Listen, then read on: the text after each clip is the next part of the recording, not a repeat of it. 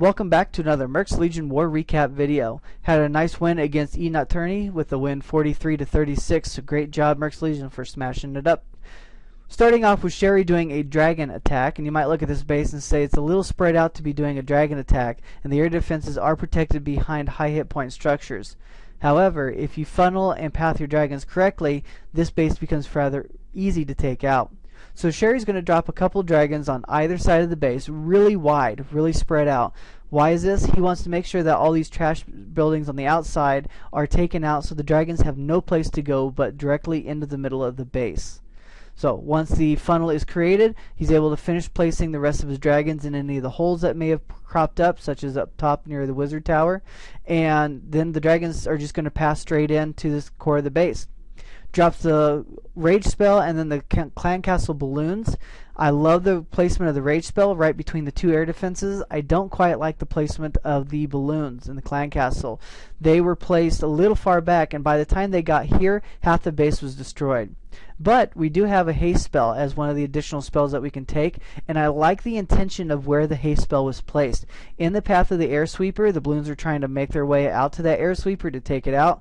However, the haste spell was placed a little too far ahead of them for it to be useful. The haste spell is now gone, and the balloons never got the advantage of getting into that. What you might want to do is place that haste spell a little bit further back to where the balloons actually are, so that way as the air sweeper blows them back, they're still being blown into the radius of that haste spell. Other than those two little things, this was a really well planned out attack. Great funneling, good use of troops, didn't deploy them all at once in a spam technique, alternated back and forth so that way they just worked their way right in the middle of the base and totally annihilated it. So great job Sheri for getting a 3-star attack. The next attack we're going to do is by one of our newer members to Mercs Legion, KingConstantine, doing a really cool kind of hybrid attack. It's a go-ho-we-wipe attack. And the diversity in this attack is what made this attack so powerful. So he's going to start off by doing a good job of getting the easy clan castler up at the top and making sure that the balloon and dragon are bunched up enough so that way when he drops his poison spells he's able to take out these defenses without a problem.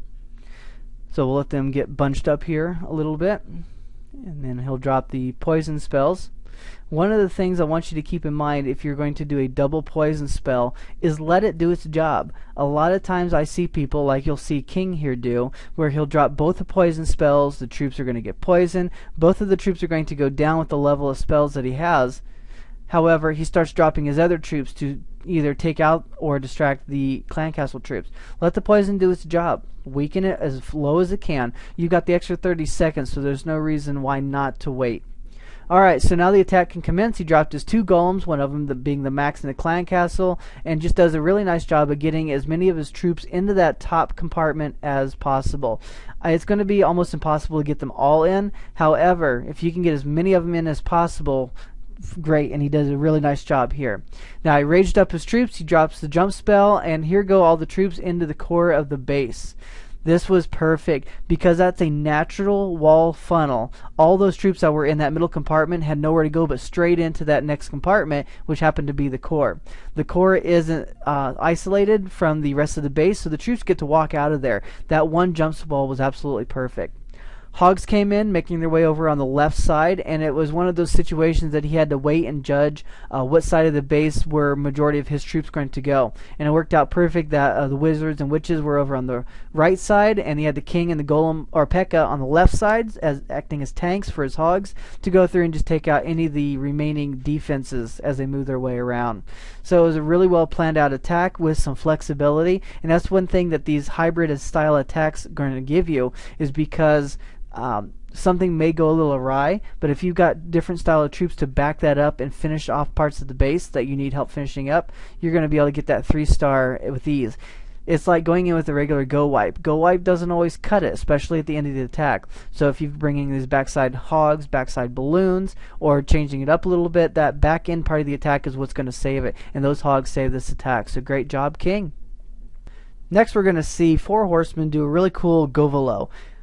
First thing he's going to do is he's going to get that clan castle lure, because we've got the time and he's got the resources to take it out without much of a problem. And one thing I like about this too is he dropped the troop to get the lure, he dropped the troop up at top as an anchor, and while those troops are making their way up to be killed, you've got the quad quake spell doing its work. So you're kind of pulling double duty on your time here, and it's a great use of the time. Don't sit there and wait for one thing to happen and then the next thing to happen if you can help it.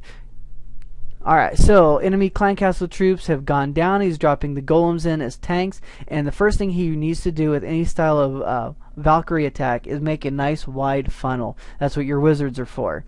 Not all your wizards. You don't want to dump all your wizards here early in the attack. They'll just eventually get picked off or hit by splash damage. Drop the king there just to make sure that they were going to path inside the base and enough of the trash buildings were taken out. Then the mass of Valkyries come in. You're going to send them in one finger drop. Got a heal going up just to make sure that they stay alive to work their way into the core of the base. And then the rage comes down just to help speed them up as they make their way in and out of these little compartments. Now, even though the air defenses were a little spread out in the space, Govolo did work really well because of the ability to use the rage spell perfectly in the core. So that was really good. Next comes in the balloons. The air defense is already down. And one of the things I've seen just to help with timing a little bit is while your Valkyries are getting into your air defenses is when you need to drop your balloons. Don't wait for the air defenses to go down. Why? Because they're so slow. However, in this base, because there were so few defenses left on the outside ring from where the air defenses were, dropping him in that late wasn't too bad of a choice. So overall, really solid Govolo style attack here. Did a great job of making sure the Valkyries would go where he needed them to, bringing in enough troops to do the cleanup at the end of the attack, and still plenty of troops left for cleanup. Alright folks, I hope you guys enjoyed this recap. War number 43 in the books is a win for the Mercs Legion.